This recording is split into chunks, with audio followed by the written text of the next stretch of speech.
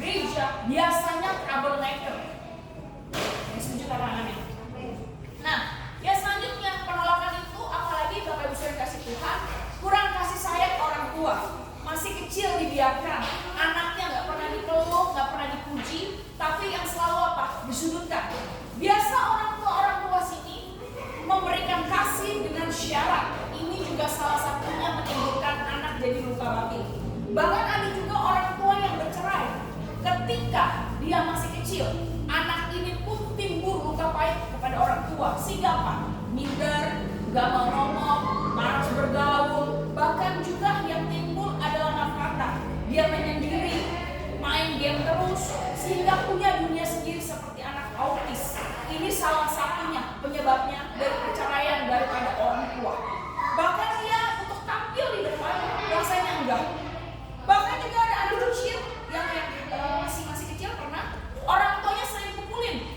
Enggak ada sebab, enggak ada apa, orang tua ambil parang, dilempar, kayu dan sebagainya. Timbullah anak ini jadi pribadi yang keras. Sampai sini paham ya? Sampai sini paham? Pernah juga dia dilukai orang tua sehingga apa yang terjadi? Membentuk karakternya tidak bisa punya kasih. Sehingga ketika dia berumah tangga kepada pasangannya, dia nggak bisa berikan kasih. Dia nggak bisa romantis kepada pasangannya. Bisa juga dia melihat orang tua yang selalu berantem, ngomong kebun binatang dan sebagainya. Akhirnya apa yang terjadi? Dia juga melihat orang tua laki-lakinya yang tidak pernah memberikan kasih sayang kepada istrinya. Akhirnya anak ini mempunyai luka batin yang melihat dan terjadilah rumah tangga perceraian. Sampai sini paham ya? Nah, lalu apalagi Bapak Ibu Saudara yang kasih Tuhan, pengalaman yang menyakitkan. Pengalaman menyakitkan yang selanjutnya adalah trauma masa lalu. Siapa di sini yang pernah trauma? Bilang kiri kanan, coba angkat tangan. Trauma masa lalu. Ada trauma yang mengkekeh, kupas bawang kalau pada akhir. Ada trauma waktu saya anak muda yang saya alami. Dulu takut ikan, Pak. Ketika saya bimbing, ikan teri, ikan lele, ikan apapun, kalau dikasih ikan begini bisa ngejerit. Saya tanya kenapa masih kecil? Karena masih kecil namanya sering ngecekokin ikan ini. Akhirnya mereka sering muntah. Jadi ketika lihat ikan dia bisa lari sampai 1000 meter. Tapi ketemu saya, selalu saya kasih ikan lele. Karena saya iseng juga dengan anak muda waktu itu, Bapak Ibu Saudara dikasih Tuhan. Tapi sudah sembuh akhirnya. Mulai saya latih di dalam retret dan sebagainya. Anak ini sudah mulai sembuh. Mulai pertama-tama makannya ikan yang kecil dulu, namanya ikan teri. Dan sekarang saya nggak tahu dia sudah hilang belum traumanya. Karena saya sudah lama tidak ketemu dia. Ini trauma yang harus diperbaiki. Kalau ada trauma yang seperti ini, biasanya akan sulit Tuhan pakai. Biar sama-sama sulit. Karena ini pengalaman yang menyakitkan bagi dia. Bagi dia ini adalah kekejangan bagi diri dia. Dan ini harus dilepaskan. Amin. Yang kedua, penyebab luka batin adalah perkataan yang kita dengar menyakiti. Contoh yang kita dengar, perkataan binatang A sampai Z, kata-kata yang meremehkan, kata-kata juga yang ngejas menghakimi, kata-kata yang mengecilkan kita, kata-kata juga kata-kata yang tidak sopan bagi kita. Ini juga salah satu penyebab luka batin. Ada banyak orang berbicara begini, Bapak Ibu Saudara yang kasih Tuhan. Saya sudah sembuh luka batin kok. Udah begini, udah 10 tahun lalu dilepaskan. Pertanyaan saya, luka batinnya masih ada atau enggak? Yang masih coba angkat tangan. Masih, Pak. Mau dilepaskan 100 kali pun luka batin itu tetap luka. Contoh ya, masih kecil siapa yang pernah jatuh sampai terluka ada bekas? Di bagian mana? Dengkul. Saya di Pak. Ini saya kena lari masih kecil karena dulu saya senang mau ulang tahun. Rumah saya lantai 3 saya lari. Lupa sih. Keluar darah cukup banyak tapi nggak dijahit ya. Nah, apa yang terjadi saat itu Bapak Ibu kasih Tuhan? Lukanya terlihat sembuh, betul gak? Tetapi masih ada tanda gak? Ada. Meskipun kita merasa sudah dilepaskan di dalam proses pelepasan, pendeta doakan kita sudah mengampuni, tapi bekasnya masih ada. Bekasnya ini harus dirawat Bapak Ibu Saudara yang kasih Tuhan. Bekasnya ini juga harus dipoles.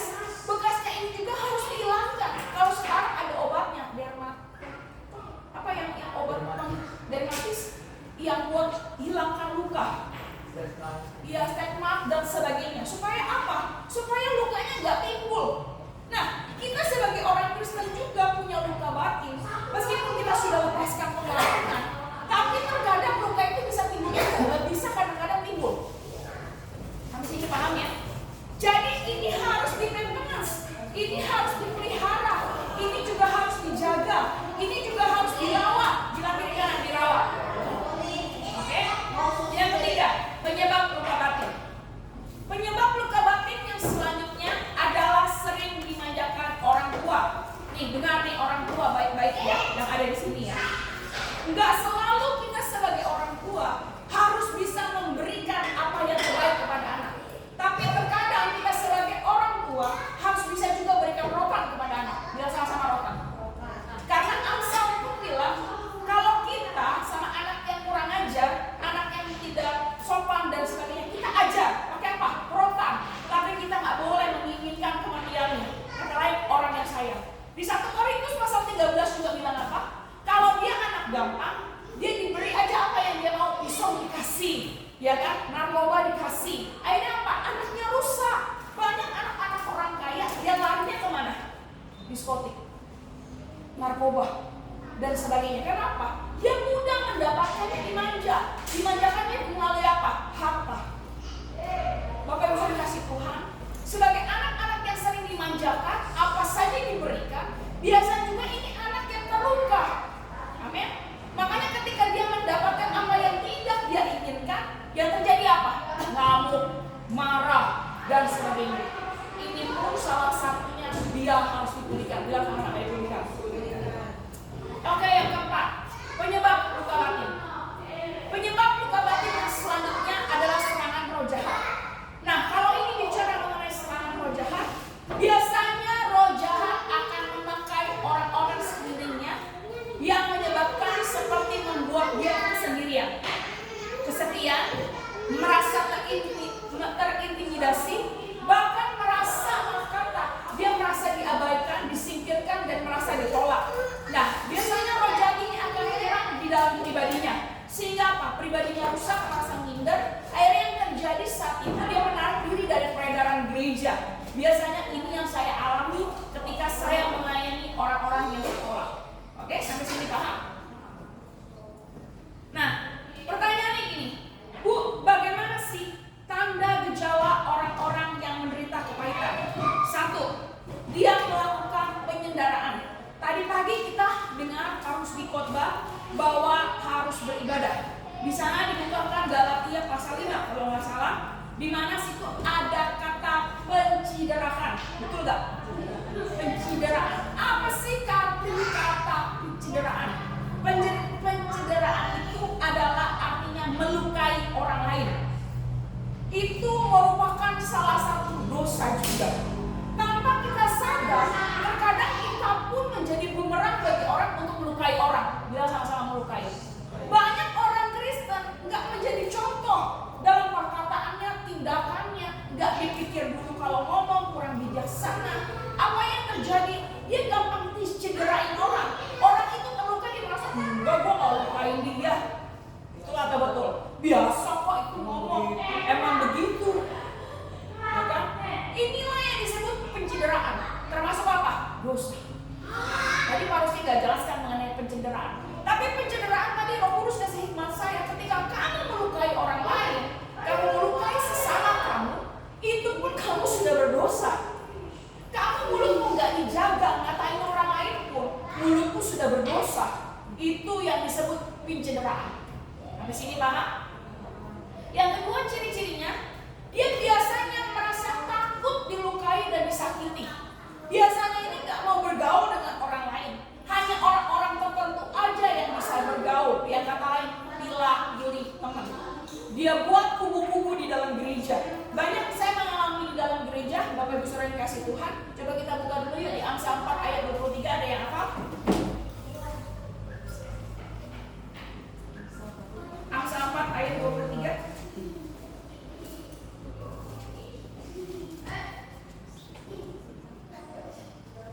Oke, sudah ketemu? Mari katakan amin. Oke, kita baca 3, 2, 1. Jagalah hatimu dengan segala kewaspadaan, karena dari situlah terpancar kehidupan. Bapak Ibu Saudara yang dikasih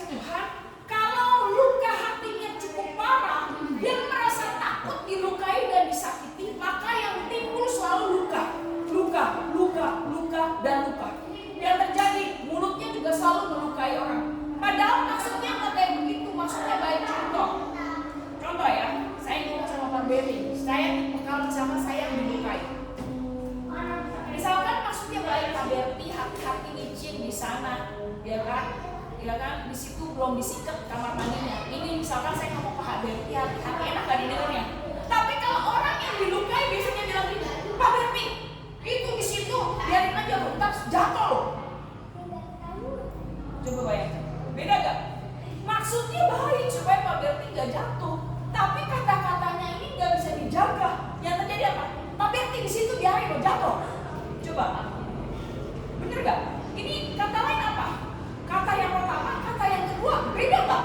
Beda, tapi sebenarnya maksudnya sama. Akhirnya penyampaiannya beda gak? Akhirnya Pak Berti bilang, ini usianya kasar banget ngomongnya kayak begini. Karena apa? Pribadi dia terluka. Sini banget. Tapi kalau dia pribadinya yang sudah dipulihkan, dia ngomong, Pak Berti hati-hati, di sana licin. Lebih enak didengar dan bisa diterima oleh orang lain. Sampai sini paham ya? Biasanya juga gejala orang yang menderita kepahitan, biasanya perasaannya sangat peka, sensitif, bilang sama-sama sensitif, berlebihan. Padahal kita maksudnya nggak ngomong gitu, gampang tersinggung. Mulai deh tuh, ya kan? Bulung perkututnya mulai muncul. Ini yang disebut apa? Perasaannya berlebihan. Maksud orangnya ini gak seperti itu, tapi dia dengarnya kayaknya dia terluka banget gitu loh. Karena apa? Orang ini sudah punya dasar, hatinya sudah terluka, belum diberesin, ya kan? Yang keempat, gejalanya adalah biasanya suasana batin, jiwa, pikiran, perasaan, kehendak, kemauan. Ini biasanya orang gampang labil. Nah, orang yang labil ini tiba-tiba gampang bad mood, gampang marah, gampang juga redah, gampang juga minta maaf. Ini juga salah satunya tipe orang yang disakiti. Tipe orang apa yang terjadi ini adalah tipe orang yang punya kepahitan, gampang labil. Entar hari ini marah nih pagi, maaf ya, ini yang ketawa berarti tersinggung, berarti dia lagi terluka. Roh Kudus bekerja. Roh Kudus sedang bekerja. Nah, ini juga tipikalnya. Biasanya dia nggak pikir Bapak juga sih Tuhan. Ketika dia merasa seperti itu, yang terjadi apa? Dia nyakitin orang lain, tapi dia nggak merasa. Dan kadang juga ketika itu gampang emosinya turun naik, seperti malpata. Kalau di rumah sakit ada kan, detak jantung, lama-lama, gitu kan, udah mati bahasanya. Inilah tipikal orang yang menderita kepahitan biasanya. Emosionalnya nggak bisa stabil. Dalam seminggu mungkin yang stabilnya 1 hari, selebihnya 6 hari turun naik kayak detak jantung. Sampai sini paham? Oke, selanjutnya Ibrani 12 ayat 15.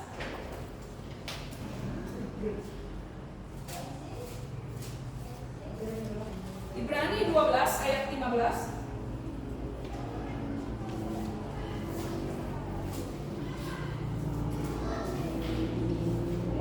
Saya kecepatan nggak menyampaikannya? Nggak? Cukup? Oke. 12 ayat 15 Ibrani IBR. Paling belakang sebelum Yakobus. Ya, oke. Satu orang bacakan 3, 2, 1. Jagalah supaya jangan ada seorang pun menjauhkan diri dari kasih karunia Allah, agar jangan tumbuh atau menjadi pahit yang menimbulkan kerusuhan dan yang mencemarkan banyak orang. Oke, saya akan jelaskan ayat ini. Jagalah, jaga pakai kata lah. Dalam bahasa Indonesia, kalau udah kata lah adalah kalimat perintah. Tuhan memberikan perintah jaga.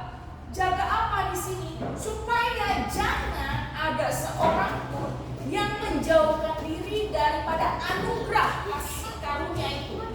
Agar jangan tumbuh akar yang pahit. Kenapa? Ketika punya akar pahit menimbulkan apa? Kerusuhan. Sudah menjadi troublemaker. Ada aja bikin ribut. Baik ribut dalam grup, baik ribut di dalam segala hal, ribut dalam komunitas, menjadi provokator dan sebagainya. Oke, yang selanjutnya banyak juga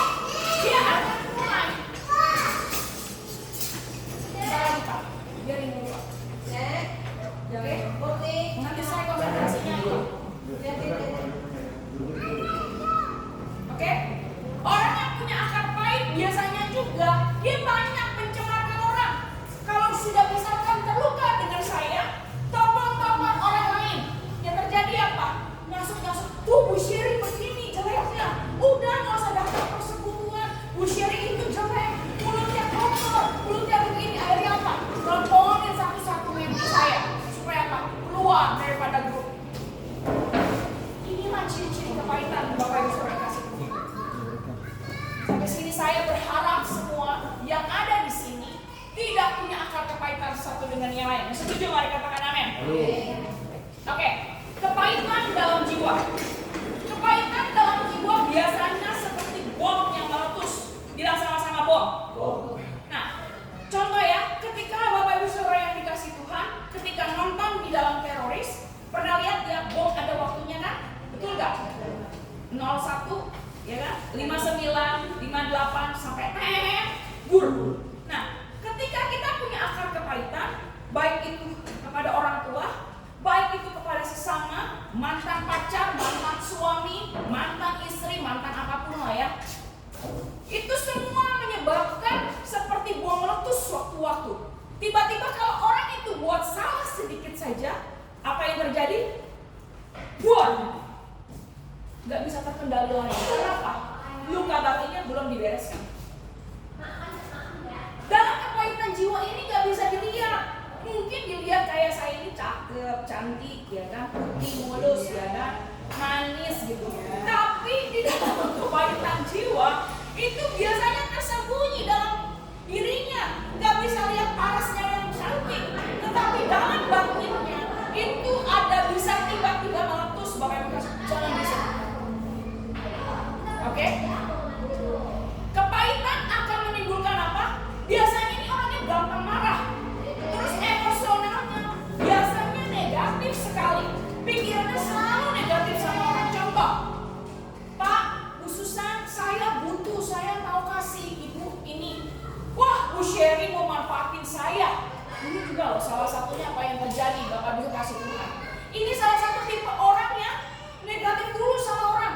Bu Sherry jahat hatinya. Padahal gak ada maksud kayak gitu. Ini tipe apa? Terluka masa kecilnya. Sehingga apa yang terjadi? Gampang negatif. Nah, orang yang kepahitan ciri-cirinya adalah gampang tersinggung masalah kecil. Bahkan juga dia juga gampang marah, emosional. Kenapa? Masa kecilnya pernah terluka. Bahkan terluka sudah remaja pun pernah terluka. Yang terjadi apa? Gampang sekali naik fitnah. Sehingga apa? Dor, tiba-tiba dor, entar baik lagi dan sebagainya. Ini ciri-ciri udah luka batinnya sudah parah. Oke? Contoh di dalam Alkitab yang mengalami kepahitan. Kita akan belajar. Bu Sherry kan ngomong kepahitan terus nih. Di dalam Alkitab ada nggak sih yang punya kepahitan? Banyak, Pak. Satu contohnya Ayub. Kita buka dulu Ayub 3 pasal 20.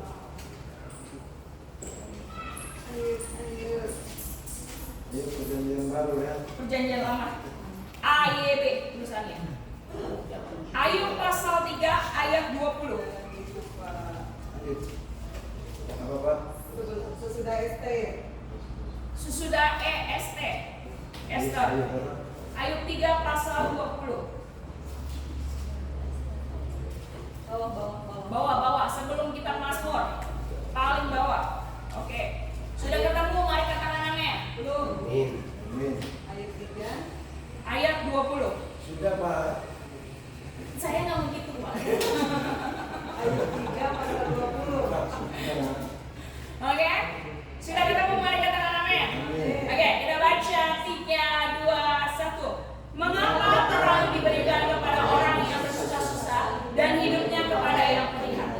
Bapak Ibu Saudara yang kasih Tuhan, Ayub ini siapa sih? Ayub ini adalah sebenarnya orang yang saleh. Dalam pasal 1 dibilangkan dia orang yang saleh, orang yang takut akan Tuhan.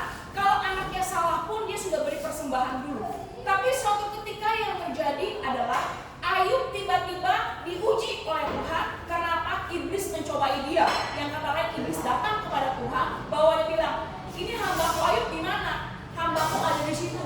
Ya, itu hambaku yang saleh, kata Tuhan. Tuhan mengakui dia hamba yang saleh. Tapi apa yang terjadi? Iblis bilang, ya iyalah, karena kamu masih taruh pagar di situ, karena engkau berikan dia, diberkati dia. Akhirnya kata, ya udah, kamu ambil saja hartanya. Yang terjadi pada satu hari, semuanya hartanya ludes. Bapak Ibu kasih Tuhan. Ya, ketika itu dia masih ucap syukur. Aku tidak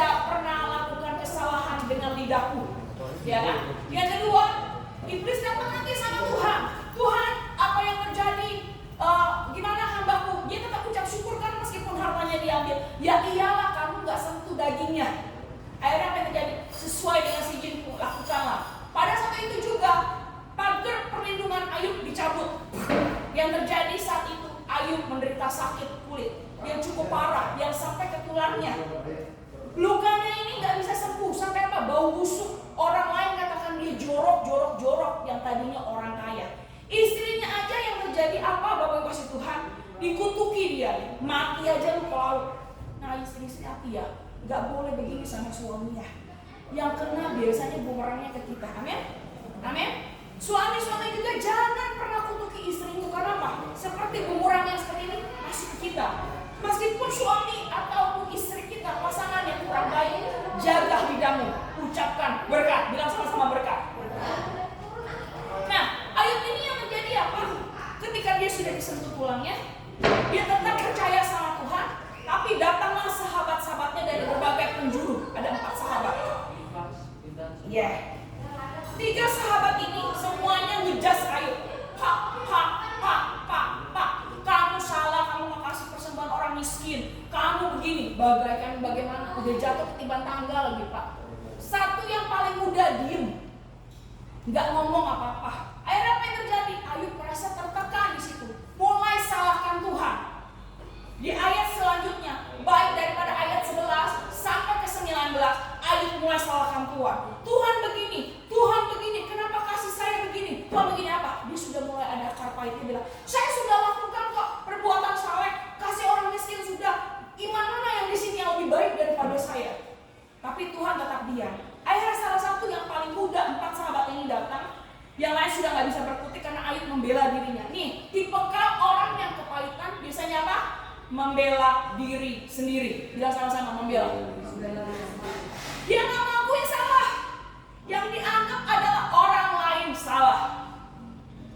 Yang terjadi apa, Bapak Ibu Saudara yang dikasih Tuhan? Sahabatnya yang paling kecil bilang apa?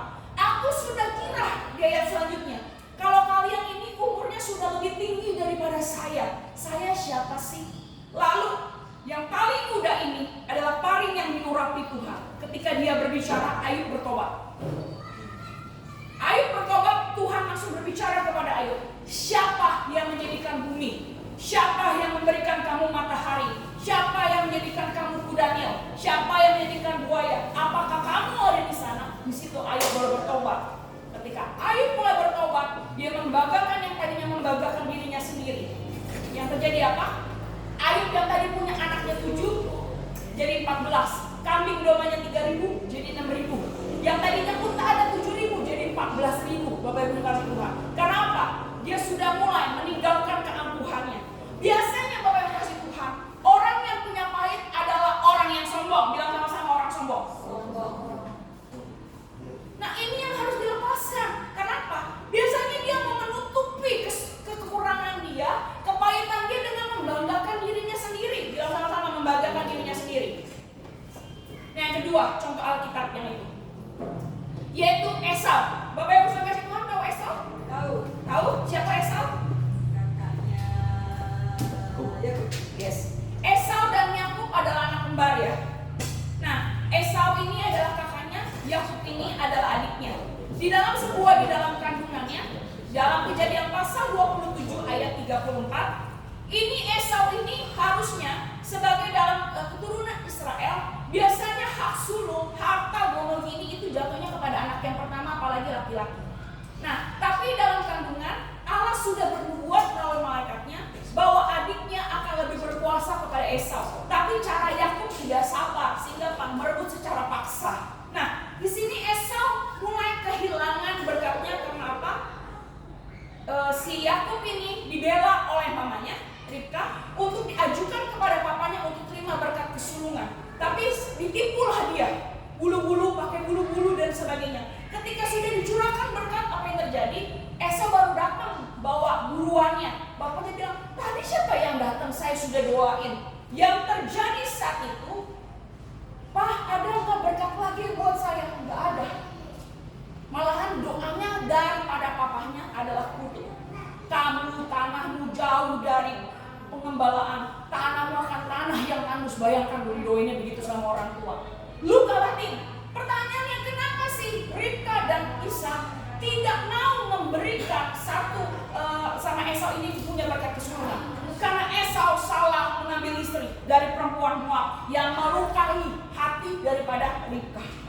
Akhirnya di situ Esau sadar ketika papa dan mamanya lagi bicara, saya nggak mau berikan harta kita kepada Esau, biarlah Yakub yang terima berkat itu. Supaya apa yang terjadi, ya kan? Saya nggak mau luka lagi sama istrinya. Esau dengar, akhirnya ngambil istri daripada siapa? Istrinya daripada anak Abraham yang pertama, siapa namanya? Siapa anak sebelum Ishak? Yang sekarang buat Bani kita kan? Bukan anaknya Ismail. Dari Ismail. Disitulah dia ambil dari keturunan Ismail jadi istrinya dia. Ini pun sebenarnya salah. Kenapa? Ajarannya sudah beda. Kenapa? Budak. Mereka keturunan Israel biasanya kawinnya harus daripada sedarah. Ini paham ya, Bapak kasih Tuhan. Apa yang terjadi? Esau luka batin. Yang terjadi apa? Saya mau bunuh adiknya. Nih ciri-ciri orang yang luka batin kayak gini. Selalu berkobar-kobar ingin menyakiti orang lain, membunuh. Membunuh bukan berarti ambil pedang ya, tapi mulutnya nggak bisa dijaga loh. Sekarang SMS juga nggak bisa dijaga loh. Ini salah satu tipe apa? Orang yang luka batin. Nggak pikir dulu di SMS. Ini nyakitin orang, nggak ngatain orang. Sakit nggak orangnya? Baik suami kita, baik istri kita, baik pasangan kita, baik anak kita, baik semuanya ini SMS di sekarang.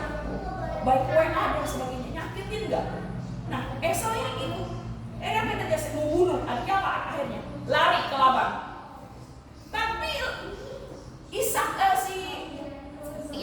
Yakub ini yang sudah lari ke Laban karena dia ngambil secara paksa hak kesulungannya, dia pun nggak luput daripada hukuman Tuhan. Dia apa? Ditipu. Dia menipu kakaknya dan dia juga kena tipu. Itulah disebut hukum tabur tuai. Bilang sama-sama hukum tabur tuai.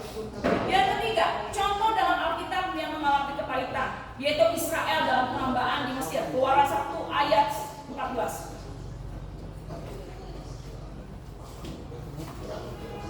Keluaran 1 ayat 14. Clapton, Kensi di bawah. Kita mana lagi sesi ya? Ayat 14.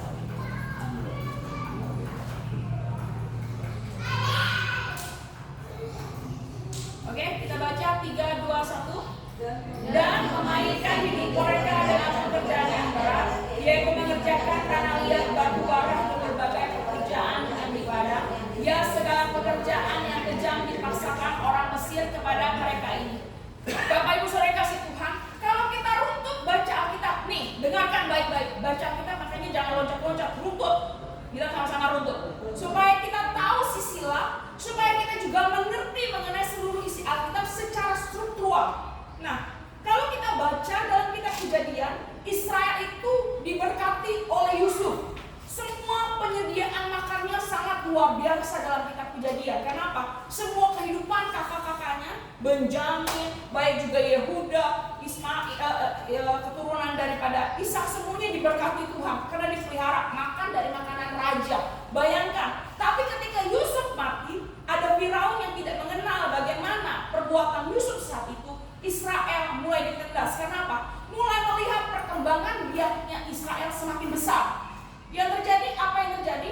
Israel mulai diberikan kepahitan, di mana mereka dijadikan budak selama 400 tahun seperti Indonesia ya.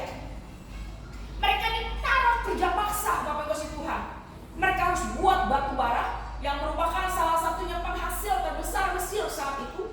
Mereka harus punya tanah sendiri yang di tanah Goshen sendiri. Mereka nggak boleh campur dengan orang Israel. Padahal dulu mereka Mesir dan Israel ini sama, boleh makan sama-sama. Tapi karena mereka sudah mulai berkembang biak, mereka dikhususkan sendiri di tanah Goshen. Yang terjadi apa? Mereka mulai pahit. Oh dulu saya hidup senang ya, sekarang kenapa sih hidup saya susah? Nah, pernah nggak mengalami ini Bapak Ibu Tuhan? Pernah nggak kita merasa dulu diberkati oleh Tuhan, tetapi ternyata ketika Tuhan tidak curahkan berkat, kita mulai timbul, oh begitu ya Tuhan ya?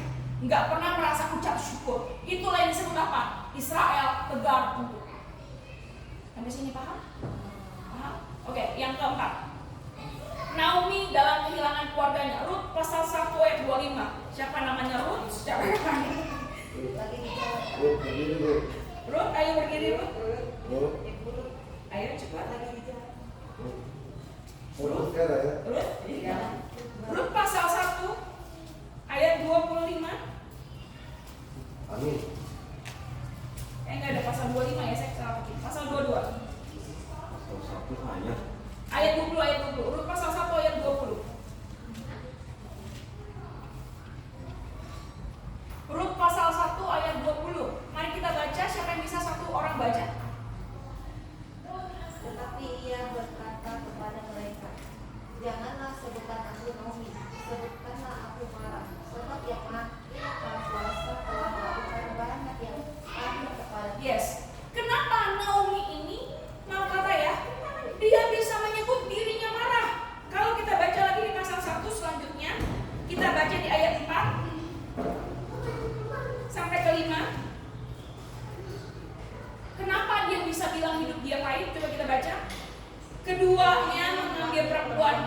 Yang pertama Orpah, yang kedua bernama Rut. Dan mereka diam di situ kira-kira 10 tahun lamanya. Maka matilah keduanya, yakni Mahlon dan Kilon, sehingga perempuan itu kehilangan kedua anaknya. Jadi bagi dia yang pahit adalah kehilangan orang yang dikasihinya. Yang terjadi saat itu, dia sangat pahit dan dia hidupnya sangat susah. Sehingga dia yang tadinya ambil menantunya dari tanah Moab, salah satu menantunya pulang lagi ke tanah Moab, tapi hanya satu Rut yang ikut dia ke tanah perjanjian lagi. Nah, inilah Naomi dan Rut kembali ke dalam tanah perjanjian. Mereka hidupnya susah. Hingga yang terjadi apa? Rut setiap hari ambil jelai-jelai di ladang, sisa orang bertani, sisa-sisanya tuh di lantai itu dipunguti. Di tanahnya siapa? Boas. Akhirnya mulai Rut ini bilang, jangan sebut aku lagi Naomi karena sangat pahit. Aku kehilangan anakku, aku kehilangan suamiku. Sebut aku Mara. Kenapa? Aku orang yang punya kepahitan. Dia nggak mau lepaskan kepahitannya, Bapak Ibu Tuhan. Tapi Rut menjadi berkat buat dia. Rut tidak seperti itu, tapi Rut ini move on. Dia sama-sama move on. Nah, yang terjadi apa? Dia tetap melakukan tugasnya memelihara mertuanya. Yang terjadi saat itu, Rut mulai bekerja di tanah Boas. Boas mulai timbul rasa belas kasihan kepada Rut. Yang terjadi, Boas selalu bilang, kalau dia ada di sini, udah kasih sengajain aja jelai-jelainya ditumpahin supaya dia dapat makan, katanya. Sangat baik. Nah, dia mulai cerita, kita ada sanak saudara kita dari keturunan kita nih, namanya Boas. Ya udah kamu sekarang tidur di sampingnya. Naomi ajarannya kurang baik juga ya. Suruh tidur di sampingnya lo, suruh tidur sama-sama lo, belum menikah. Ambilkan selimut katanya, di situ bilang, suruh tidur, apa kumpul kebo. Iya. Suruh kumpul kebo, Bapak yang kasih Tuhan. Tapi Rut mungkin nggak tidur di sampingnya, dia tidur di bawah kakinya untuk nggak nurut dalam perzinahan ya. Tapi dia duduk di kakinya. Yang terjadi apa? Boas melihat dia kasihan, akhirnya bilang apa? Ya udah, sekarang saya akan lemparkan ke seluruh penebus. Siapa yang mau tebus kamu dengan tanah kamu? Semuanya gak ada yang mau. Kenapa? Perempuan Moab gak ada yang mau nikahin. Karena dosa bangsa itu kalau nikah sama perempuan lain. Yang terjadi apa saat itu, Bapak Ibu Saudara yang dikasih Tuhan? Boas yang menebus Rut, akhirnya Rut menikah. Inilah cikal bakal keturunan Daud, yaitu papanya lahir Isai. Sampai sini Pak. Kalau kepahitan yang sudah dipulihkan, biasanya ada berkat. Bilang sama-sama ada berkat. Ada berkat. Ya selanjutnya, contoh dalam Alkitab yang mengalami kepahitan, yaitu Hana yang nggak punya anak. Coba kita buka dulu di 1 Samuel pasal 1 ayat 10.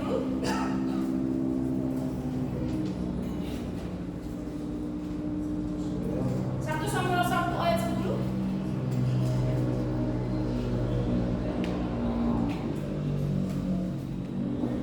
Sampai sini paham? Ada yang mau ditanyakan?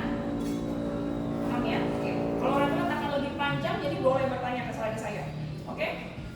3, 2, 1. Dan dengan hati yang pedih dia berdoa kepada Tuhan sambil menangis terseduh-seduh. Bapak Ibu Saudara yang dikasih Tuhan, Hana ini punya kemandulan, bilang sama mandul. Nah dia ini gak bisa punya anak, sudah nikah lama dengan salah satu keturunan imam, keturunan Lewi di sana, tapi gak punya anak. Akhirnya imam ini menikah lagi dengan pembantunya. Akhirnya pembantunya hamil dong. Akhirnya hina-hina siapa? Hana. Si Penina ini hina-hina. Yang terjadi apa yang terjadi? Hana merasa pedih hati, merasa luka sama madunya, ya kan? Dan dia nangis di bait Allah. Tuhan, kenapa aku gak punya anak? Mulai dia kadang di situ menyalahkan Tuhan. Sampai kemudian Imam Eli bilang apa? Kamu agak gila, habis minum dari mana katanya? Minum air keras dari mana kamu di bait Allah? Enggak, hatiku pedih katanya. Karena apa? Aku disakiti sama maduku. Ya kan, sama satu istrinya. Yang tadi ada apa? Imam Eli meskipun imam yang bukan baik, ya kan, ingat ya, jangan pernah sentuh orang yang durapi Tuhan. Kamu sial loh. Baik-baik, jangan pernah memelih pendeta. Hati-hati bisa sial, bahkan bisa mati. Banyak yang saya bicara. Eli meskipun imam yang jelek, ya, dia tidak berkenan sama Tuhan, dia nggak bisa mendidik anaknya, dia tidak bisa membawa persembahan. Tapi apa yang dideklarasikan itu terjadi loh. Ini Eli. Eli ini bukan imam yang baik. Kenapa? Dia suka curi persembahan dan sebagainya. Ini imam Eli. Nah, apa yang terjadi Bapak Ibu Saudara yang dikasih Tuhan? Eli ini bilang apa? Karena kamu pedih hati tahun depan kamu akan menggendong anak. Terjadi gak? Terjadi. Terjadi. Jadinya siapa? Samuel, itulah nama anak saya. Sudah tunggu lama. Akhirnya apa Hana bilang? Karena anak ini yang aku minta daripada Tuhan, diberikanlah nama Samuel. Samuel ini diserahkan seumur hidupnya di mana? Di bait Allah. Dari kecil baru menyusul 14 hari sudah ditaruh di bait Allah. Akhirnya apa yang terjadi? Imam Eli gak bisa dengar suara Tuhan, Bapak Ibu Tuhan. Tapi Samuel pada usia 7 tahun dia berdoa, dia dengar suara Tuhan. 3 kali Tuhan panggil dia. Tuhan bilang apa? Aku akan hancurkan keturunan Eli. Karena apa? Eli ini gak benar imamnya. Tapi meskipun Imam Eli ini gak benar sama Tuhan, itu urusan Tuhan, bukan urusan manusia, men. Nah, inilah yang disebut apa? Akar kepahitan juga daripada Hana dan juga Imam Eli. Amin. Sampai sini. Selanjutnya ya, Israel dalam kekalahan. 2 Raja-Raja 14 ayat 26. 2 Raja-Raja 14 ayat 26. 2 Raja-Raja 14 ayat 26.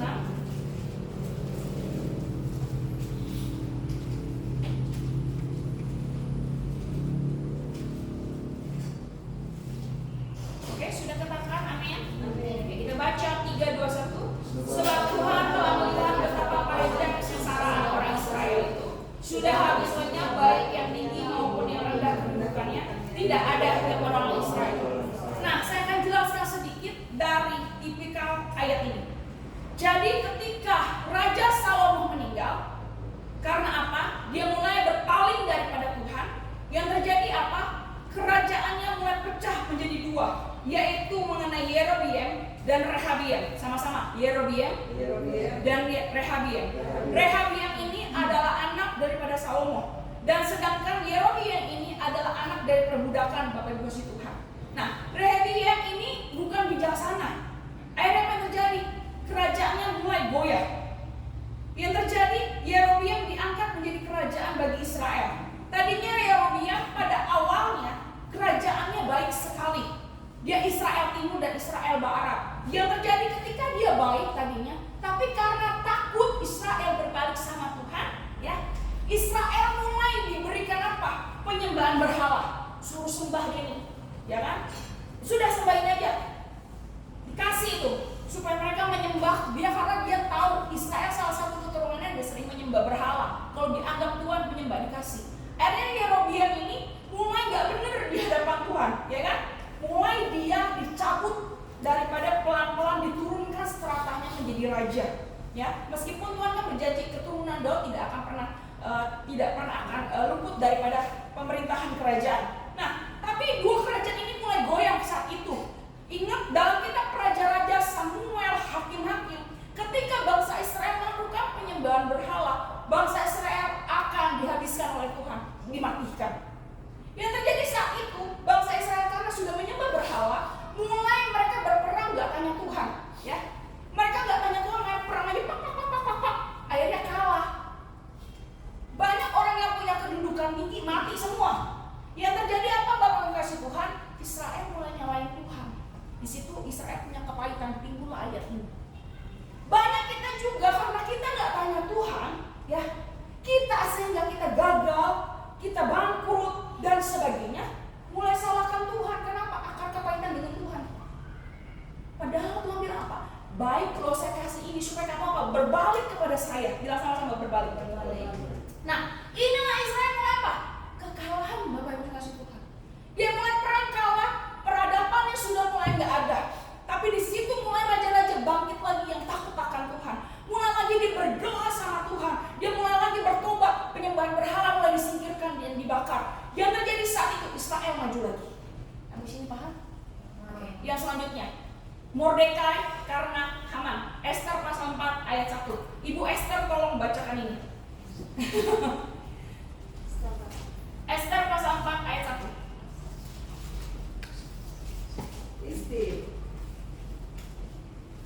Setelah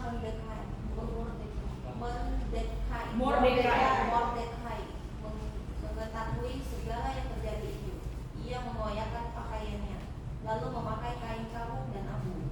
Kemudian keluar berjalan di tengah-tengah kota sambil melolong dengan nyaring dan sedih.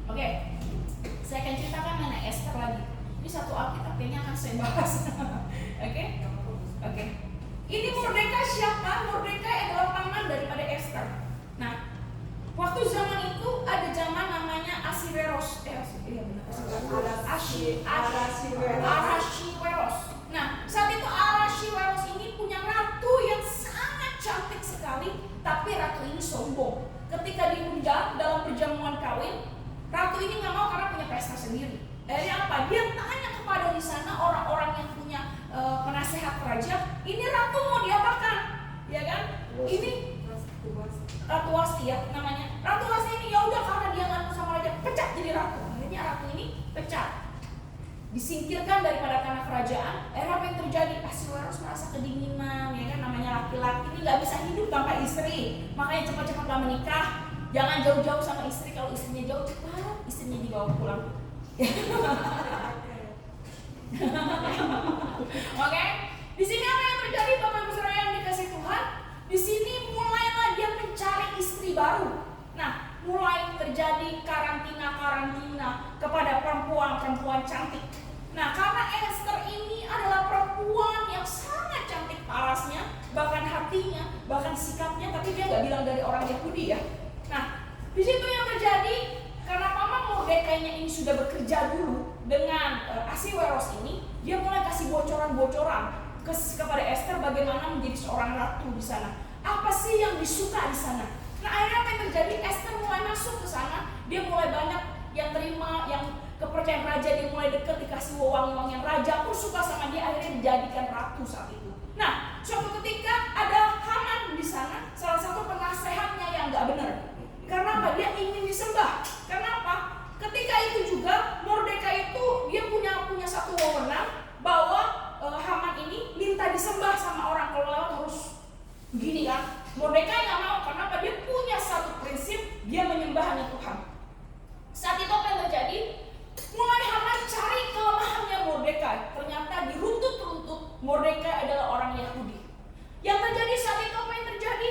Mordekai ini udah tahu orang Yahudi. Haman mengeluarkan deklarasi kepada raja, dikeluarkan surat kepada raja, dan dicap oleh cincinnya raja yang menyatakan kekuasaannya. Yang terjadi saat itu adalah seluruh bangsa Yahudi mau dibunuh, Pak. Dibinasakan. Nah, Mordekai mulai khawatir, takut. Kenapa? Dia kan nggak bilang kalau Esther ini keponakannya kan? Nah, disitulah Mordekai mulai bersusah hati. Kok begini ya? Padahal saya mau bela bangsa saya dan sebagainya, saya kirim ini keponakan saya ke sana. Kenapa saya begini? Mulai luka hati karena Haman ini ya.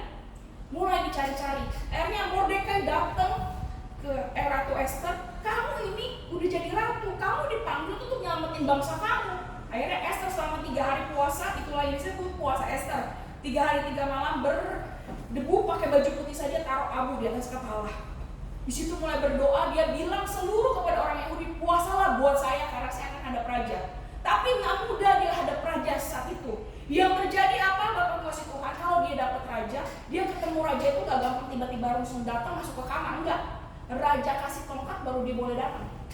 Ini tata tertibnya. Kalau dia datang kayak gitu aja mati, Esthernya langsung minta izin dulu. Apa yang terjadi Bapak Ibu Saudara yang dikasih Tuhan? Esther mulai berdandan dengan cantik ketemu rajanya, berlutut di depannya, ya. Mulai raja kasih kamu ada apa ratuku? Setengah kerajaan aja aku berikan. Enggak minta apa-apa. Datang ke rumah saya aja makan. Esther gak langsung mengungkapin loh. Rasa dia lagi pedih sama si Mordekai, bagaimana bangsanya ditindas, dia gak mengungkapin loh. Ini juga kita belajar, ketika kepahitan gak selalu langsung kita harus mengungkapin loh. Betul ya? Nah, apa yang terjadi saat itu? Esther yang datang dulu. Udah datang makan, enak, undang juga Haman ya. Ini orang yang nyakitin bangsa dia loh. Ya kan? Undang makan. Kamu mau apa? Istriku yang cantik, mungkin bahasanya gitu ya, ratuku yang paling cantik. Enggak mau apa-apa, besok datang lagi ya raja, saya masak lagi yang enak. Rajanya datang lagi. Besokannya baru, kamu mau apa sih sebenarnya 2 hari berturut-turut kamu ajak saya makan? Raja, saya minta ampun. Saya orang Yahudi, bangsaku terancam punah. Siapakah itu? Rajanya marah kan? Ini dia Haman itu. Akhirnya apa? Ini Haman ini mau gagain si Esther, duduk di depan ranjangnya. Raja marah, akhirnya dipasung lagi. Iya. Mati Hamannya langsung gitu. Saat itu apa? Seluruh hartanya diberikan kepada Mordekai yang pimpin bangsa. Di sini kita belajar apa? Ketika kita akan kepahitan sama orang, nggak harus loh kita langsung sama orang loh, atau kita kesel, nggak selalu kita harus mengungkapkan apa yang kita rasa. Tapi belajarlah bijaksana, menaruh tepat, seperti apel ditaruh pinggan, tepat pada waktunya. Sampai sini paham? Yang selanjutnya, Yehuda dalam kekalahan, saya nggak ngomong ini nanti. Yeremia karena penghancuran Yehuda dan Yerusalem. Nah, ini Yeremia adalah orang yang siapkan minum kepada raja, ya, dia penyedia minum, juru minum. Tapi saat itu apa yang terjadi? Yeremia mulai murung mukanya. Raja tanya kepada dia, kenapa sih kamu murung? Iya, karena tembok di Yeriko semuanya sudah dihancurkan. Saya mau pergi ke sana membangun lagi tembok untuk bangsa saya. Terus apa yang terjadi? Yeremia mulai merasa pahit di situ. Kenapa? Dia udah hancur, mulai diancam lagi sekelilingnya. Dia mulai ngedown lagi saat itu. Tapi dia mulai berdoa lagi sama Tuhan. Penghancuran itu nggak akan jadi apa-apa. Ancaman demi ancaman dilakukan. Tapi Yeremia mulai lepaskan, disitulah terjadi tembok-tembok yang kokoh. Sampai sekarang kalau pergi Israel ada tembok-tembok itu. Kesini pahamnya?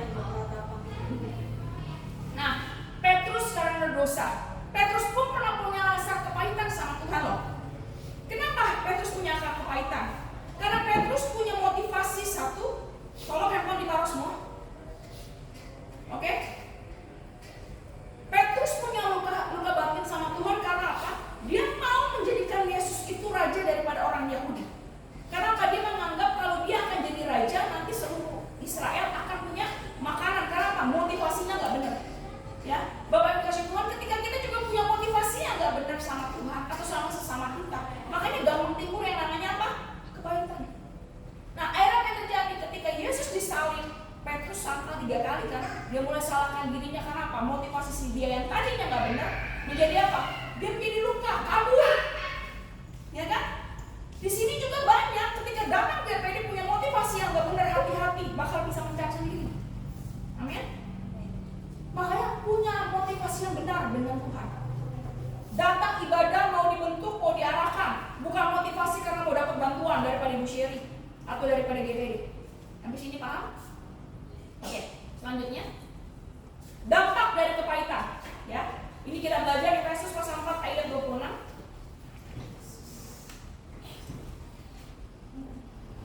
Efesus pasal 4 ayat 26.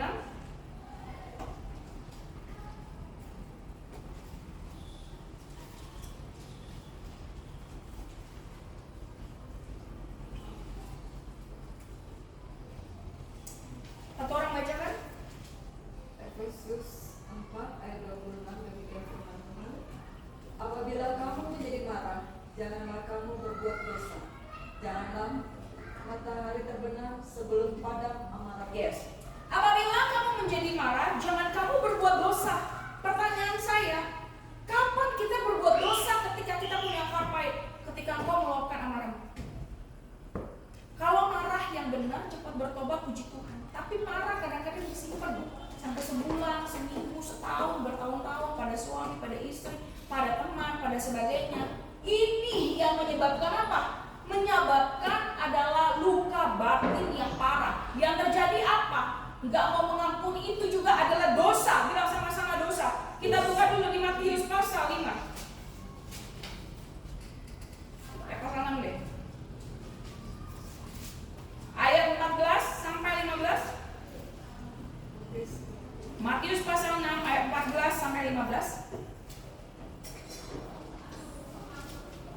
Oke, kita baca 3, 2, 1. Karena jikalau kamu mengampuni kesalahan orang, Bapamu yang surga akan mengampuni kamu juga. Tetapi jikalau kamu tidak mengampuni orang, Bapamu juga tidak akan mengampuni kesalahan. Yes. Dampak dari kepahitan biasanya nggak mau mengampuni. Yang selalu diingat adalah kejelekan orang, bukan kebaikannya. Amin. Ada peribahasa bilang gini, 1000 kebaikan akan dirusak dengan 1 keburukan. Ini kita nggak boleh pakai ini. Ketika kita melakukan sama orang, yang harus kita ingat adalah kebaikannya. Bilang sama-sama kebaikan. Tapi biasanya orang cepat lupa kebaikan atau keburukan. Kebaikan. Kalau keburukan, kapan diingat loh?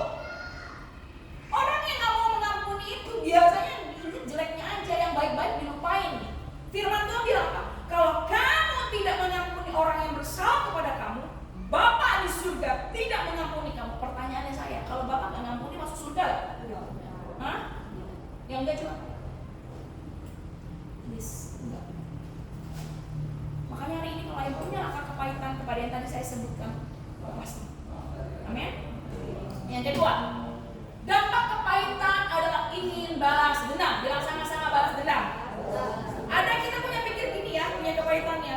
Dia lakukan saya satu salah, saya akan lakukan 4 salah. Banyak kok istri-istri yang diselingkuhi oleh suaminya. Yang terjadi apa? Dia juga selingkuhi suaminya. Itu saya bilang, istri sama suami sama-sama gila. Harusnya suaminya jelek, istrinya harus tetap menjadi pendoa. Bilang sama-sama pendoa. Baik juga, kalau kata punya istri yang gak benar, suaminya harus punya jadi pendoa. Jangan ikut gak benar juga, amin. Yang ketiga, dampak dari kepahitan apa? Sinis dan dingin. Ya kan? Bukannya jutek aja sama pasangan. Kata suami. Terus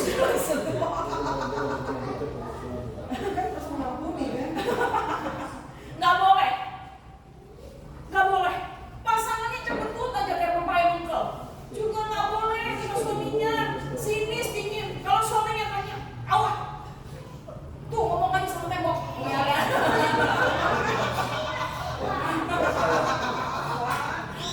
Atau suami istrinya juga kalau lagi ini yang mau makan, ambil aja sendiri. Tuh ada piring sama saya. Ini sama siapa? Piring. Sama siapa? Piring. Nah inilah sikap Siti sama dingin sama suaminya. Hati-hati, ini juga dampak dari kepahitan. Yang keempat, sikap yang tajam ketika berbicara, tidak memikirkan perasaan orang lain. Pernah nggak dengar? Ini ngomongan orang lain kayaknya nyelekit banget di hati. Pernah nggak kayak gitu? Saya sering kayak gitu. Sering. Yang apa yang terjadi Bapak Ibu kasih Tuhan? Ini juga salah satu dampak daripada kepahitan. Yang kelima, sikap suka menghakimi. Hati-hati loh. Dampak dari kepahitan adalah suka menghakimi orang lain, ngejudge orang. Wah, dia banyak dosanya nih, saya paling suci kayak orang Farisi. Hati-hati. Ini juga dampak yang sangat buruk bagi orang yang punya kepahitan. Yang kelima, yang keenam, sikap suka meremehkan. Lu mah gak bisa apa-apa. Ya kan? Lu mah kerjanya gak benar. Lu mah gak bakal bisa begini. Itu sebenarnya orangnya kalau orang yang suka apa? Punya kepahitan. Meremehkan orang. Siapa yang suka begini? Ayo bertobatlah sebab kerajaan Allah sudah dekat. Ya kan? Yang selanjutnya, dampak daripada kepahitan. Sikap suka iri. Bilang sama-sama jangan iri hati. Orang yang punya kepahitan biasanya gak suka tuh lihat orang lebih sukses, lebih maju. Iri dampaknya. Kayaknya dongkol aja kalau orang makan enak dongkol. Nah, ini hati-hati, bertobat. Bilang sama-sama bertobat.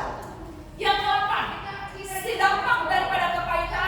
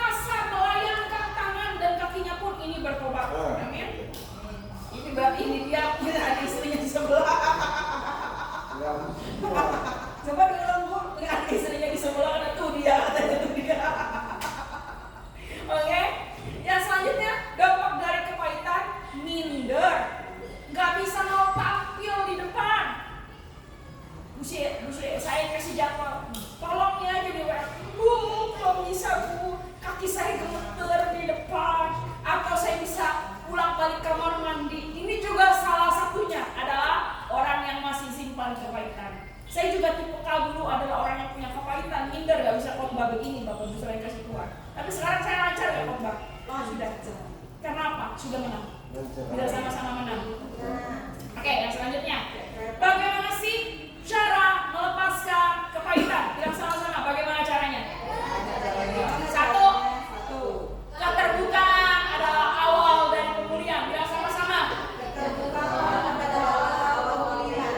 Satu dibuka, satu dipulihkan. 1000 dibuka, 1000 dipulihkan.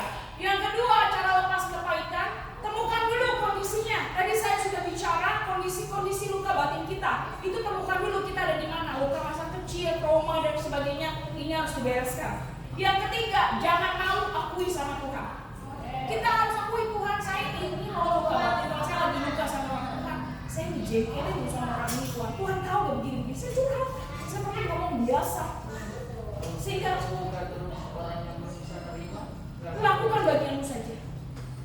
Kalau saya pernah juga lakukan sekarang. Diskusinya nanti Pak. Bisa saja. Nggak ada sesi diskusi. Oke? Ketika kita sudah lakukan salah sama orang itu, kita sudah minta maaf, tapi dia nggak mau maafkan kita, biarlah itu bagian dia. Tapi bagian kita lepaskan pengampunan dulu. Amin? Dan temukan orang itu. Ya, selanjutnya kita harus akui sama Tuhan, Tuhan, saya punya luka batin nih. Kalau anak-anak yang datang di sini punya luka batin sama papa mamanya, akui, jangan malu. Nanti ada para konselornya yang akan harus kalian jujur di sana, tapi konselor ini tidak akan terbuka siapa-siapa karena nanti akan bicara sama saya saja. Itu kalian harus lepaskan pengampunan itu. Ya, harus akui di mana sih saya lukanya, di mana sih. Nah, ya selanjutnya harus lepas pengampunan kepada orang yang buat kita luka. Jangan ditahan-tahan. Kalau nanti manifestasi, bu malu bu, terburu mata saya copot, nggak apa-apa, bisa pasang lagi, ya kan? Saya seorang Pakai apa? Oke, bu nanti orang saya reveran, saya malu, nggak usah malu. Kalau saudara mau dipakai Tuhan jadi prajurit, berani tampil beda, berani akuin. Saya berani akuin kekurangan saya. Selalu gak saya khotbah, saya bilang saya kurangnya di sini. Saya bilang saya kurang sabar. Saya juga orang yang terang kan kemarin saya bilang dalam pemuritan kan sesinya kan. Saya juga bilang saya punya luka batin dulu sama mama saya.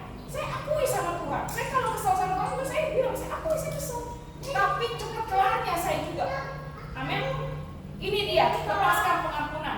Yang kelima, ketika kita mengampuni, kita nggak bisa pakai kekuatan sendiri. Bilang kekuatan sendiri.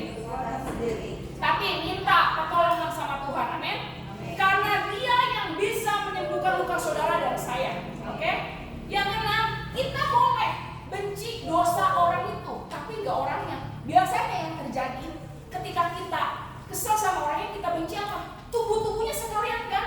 Matanya kita benci, hidungnya kita benci, lihat rambutnya aja dari ujung kita gitu kan? Padahal kita mengatakan kita nggak boleh benci orangnya, tapi benci dosanya aja, amin. Yang kita benci kelakuannya aja, tapi orangnya tidak boleh benci, amin. Nah, yang ketujuh, cara melepaskan kepahitan, mengasihi orang itu seperti Bapak mengasihi saudara dan saya. Ya, saya melepaskan pengampunan sama orang. Kenapa saya bisa? Kenapa saya pun nggak layak Tuhan ampuni, tapi Tuhan ampuni saya. Makanya saya belajar juga mengampuni orang itu, amin. Saya tetap melakukan yang baik kepada orang itu berulang kali, tapi terkadang saya pun belajar mendidik orang itu supaya tidak lakukan seperti itu lagi. Bukan berarti bisa dikasih enggak, amin. Oke, yang 8, menunjukkan sikap kasihmu. Yang 9, menjaga hatimu supaya nggak terluka. Nah, pertanyaannya Bu Sherry, bagaimana sih saya bisa menjaga hati saya? 1, hubungan intim dengan Tuhan. Nggak ada cara lain ketika saudara mau jaga hati selain baca Alkitab, berdoa, bangun hubungan intim dengan Tuhan, shopping dengan Tuhan. Tahu shopping? Tahu nggak shopping apa? Diam deh. Siapa di sini doa banyak ngomongnya daripada diamnya? Coba katakan yang banyak ngomong. Doa habis. Terkadang doa nggak gitu kok. Kayak shocking nih. Saya banyak kan doa. Ingat Tuhan, salib Tuhan, kebaikan Tuhan. Tarik nafas, hembuskan. Nafas, hembuskan. Ingat salib Tuhan, kebaikan Tuhan. firman Tuhan, itu dia shocking. Lama-lama di situ mulai karakter mulai berubah. Saya lagi kesel sama orang, shocking saya bisa nangis. Dengar lagu, tapi pertama-tama pasti shocking itu apa yang terjadi? Satu. Tapi mulai 5 menit, 10 menit, 15 nanti bisa. Ntar mulai di sini tanya Tuhan mau ngapain? Tuhan mau apa sih? Mulai di situ dipertajam karunia saya, karunia penglihatan, karunia pendengaran suara Tuhan, perasaan itu mulai tajam. Kenapa? Banyak shocking. Tanya Tuhan, Tuhan mau. Tapi kebanyakan ketika kita berdoa, Tuhan, permintaan ada 100 permintaan sama Tuhan. Ini mau yang tapi kalau kita shocking, kita bisa tahu ini yang Tuhan kasih di angka 5 dulu loh, bukan yang 1 dulu loh. Kita bisa tahu dengan shocking. Doa bahasa itu tapi doa orang. Tanya sih. Ada terkadang kita harus shocking. Kita harus belajar diem diri. Saya ketika berdoa saya tanya Tuhan mau apa sih yang saya doain hari ini? Tuhan besok saya mau ngapain? Karena Tuhan bilang hari itu Sherry, besok saya kirim 2 orang ya ke kantor pulang kampung ya. Doain dia. Orangnya kayak gimana Tuhan? Ini orangnya kayak gini ada luka apa-apa. Oh ya udah, besok kerjain. Tiba-tiba saya shocking malam, besok telepon ya ini orang ini ya. Orang ini butuh dilayani. Kan telepon benar. Kenapa? Shocking dia. Telinga dipertajam, hati dipertajam, pikiran dipertajam. Semua dipertajam karunia. Ini yang disebut apa? Mengasah karunia daripada Tuhan. Itu banyak apa? Diam gitu. Diam aja. Saya lagi doa malam. Pada tidur anak-anak. Doain orang iya, pasti doa syafaat. Bataro iya, saya menyembah Tuhan apa lagi. Tapi ada waktunya saya begini dong, duduk di ranjang. Hanya sama Tuhan. Ingat kebaikan Tuhan. Ini salah satunya, bisa lepaskan kebaikan. Segala luka batin keluarga. Kayak waktu itu saya pernah cerita gak? Saya pernah ada kebaikan tahun 2019. Nah saya ikut sekolah Praise and Worship di Jakarta. Kalau yang pernah dengar di GIS. Nah di situ saya diajarkan ini shocking termasuk dari pendeta dari Korea. Tuhan ngomong saya dari shocking. Dilepaskan pengampunan saya, dikasih gambarnya Tuhan datangnya saya itu dari shocking. Nangis banget. Di situ langsung pelang mukanya saya hilang semua Pak. Sampai sekarang saya bisa lepaskan pengampunan orang itu. Di sini Pak. Pak. Oke kita akan diskusi dulu. Terus abis itu saya akan sesi altar call. Saya akan tanya saudara. Tadi saya sudah kirim di grup ya, yang grup yang baru. Tolong yang kelompok warna bindernya sesuai dengan kelompoknya. Bindernya. Warna bindernya sesuai dengan kelompoknya. Novi, lo mau itu Adi yang punya ini beda beda ya. Jadi Oke, sesuai dengan bindernya. Tolong dibuka di grup diskusinya apa. Terus ada PR di sana harus dilakukan sesudah selesai daripada sesi. Tolong bagi kelompok mana yang di situ hijau, coklat tua. Ya, diskusi dulu. Abis itu kita akan call. Ada nggak sih? Ada.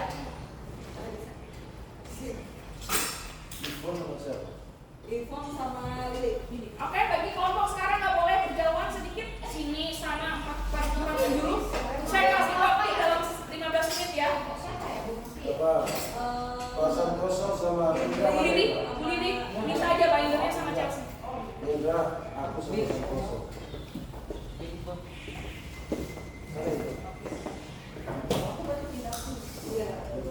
Oke, saya kasih waktu 15 menit dengan pertanyaan diskusi yang ada di grup serta PR-nya nanti sesudah selesai. Harus dikumpulkan semuanya. Ketua kelompok tolong diarahkan sesuai dengan bindernya masing-masing warnanya. Gak boleh berdekatan. Ujung sini, ujung sono, ujung sono. Ayo cepat 15 menit. Yudi sama Pak Rusti. Di sana, Pak Rusti. Sama Pak David. Salah dapat tuh. Karena berarti salah tempat baca dagang. Ini warna apa sih? Coklat tua.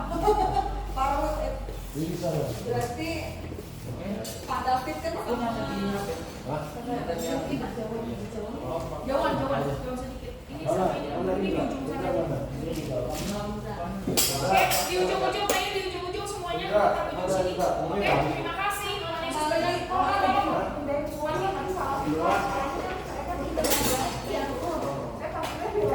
Ini kan? Oh ya, pos.